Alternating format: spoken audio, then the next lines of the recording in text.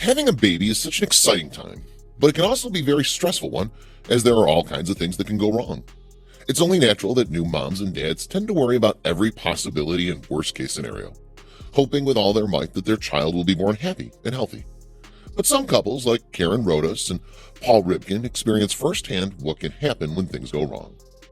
Karen and Paul were initially thrilled to say hello to their baby boy Nathaniel, but had to say goodbye to him just 36 hours later. Nathaniel was born with a rare, life-threatening condition known as polycystic kidney disease. The main symptom of this disease is the development of cysts inside the kidneys, and it often leads to kidney failure, which can be fatal. In Nathaniel's case, it was too much to bear for a newborn baby. The couple had the courage to try for another baby and welcome their daughter, Maddie, into the world in 2013. Sadly, little Maddie was born with the exact same disease.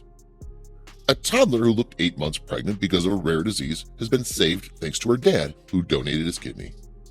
Maddie Ribkin, now 2, was born with a condition called polycystic kidney disease, PKD, which meant cysts grew on her kidneys, causing her stomach to look enlarged. Polycystic kidney disease, PKD, is an inherited disorder in which clusters of cysts develop primarily within your kidneys, causing your kidneys to enlarge and lose function over time. Cysts are non-cancerous round sacs containing fluid. These cysts vary in size and they can grow very large. Having many cysts or large cysts can damage your kidneys.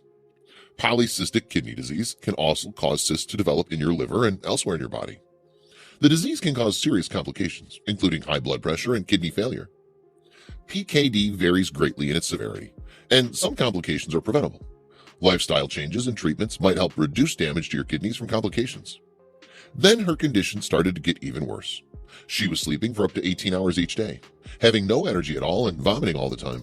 Her parents were living in a constant state of stress. Made much worse when doctors gave Karen and Paul the news, they were so scared to hear. Their daughter was going to die without a kidney transplant.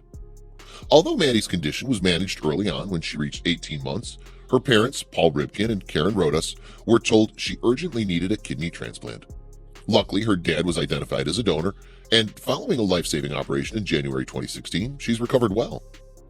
Any father would have done what I did, donating my kidney to Maddie, Ribkin said. It's part of being a parent. Now we're on a high and can watch Maddie grow up as a happy and healthy little girl. Maddie's parents, from New Jersey in the U.S., are both carriers of the recessive gene for PKD, a genetic condition that leads to the deterioration of kidney and liver function. The couple found out they carried the recessive gene when Rodas, who is also mom to Jackson, age 9, from a previous relationship, and 1-year-old Penelope with Ribkin, fell pregnant with their first child together, Nathaniel. Rodas carried Nathaniel until full term, but he died after just 36 hours. During my pregnancy with Nathaniel, we discovered we both carried the recessive gene PKD, meaning the chances of any of our babies surviving, if they were born with it, was very low, Rodas said. He didn't stand a chance. Just 36 hours after his first cry brought him to life, on August 4th, 2012, he was gone. Medics warned the couple if they tried for another baby, he or she would have a 25% chance of carrying the condition too. But Rodas and Ribkin didn't want to let go of their dream of having a big family. When I felt pregnant again, we were both over the moon, Rodas explained. Then, at our 20-week scan, doctors found Maddie's kidneys were enlarged, a sure sign of PKD, just like Nathaniel. My heart sank. I was determined we didn't lose our baby to the deadly disease again.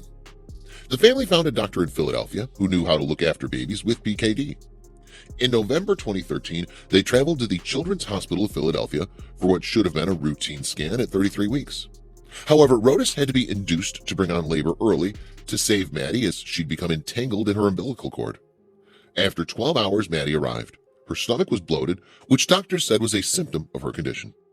Maddie was kept in hospital for 7 weeks, and on Christmas Eve, her parents surprised their family by bringing her home.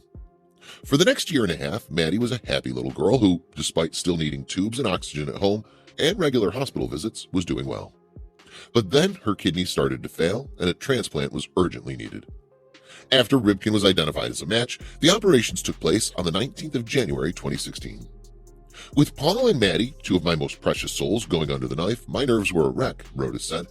I kept thinking, what if something happens to them both? How will I cope? Thankfully, both operations were a success. And after a few weeks of rest, Rodas said Maddie seemed like a completely different child. Rodas continued, Daddy's kidney has saved our little girl. She has boundless energy. Her massive tummy now looks a little bit rounded, but she's happy and healthy 2-year-old. She'll need another transplant in 25 years, but that feels like a lifetime away. Maddie was born with little hope and a condition that threatened her life, but the wonders of modern medicine and the boundless love of her father helped to save her. This wonderful, inspiring story shows us how precious and fragile life can be. It's vital to make the most of every second we have and treasure all of our nearest and dearest each day. Karen added, "Daddy's kidney has saved our little girl. Now she has boundless energy.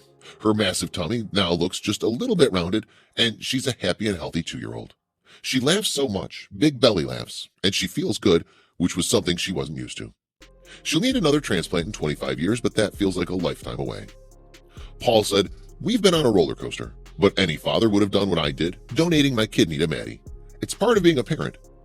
Now we're on a high and can watch Maddie grow up as a happy and healthy little girl."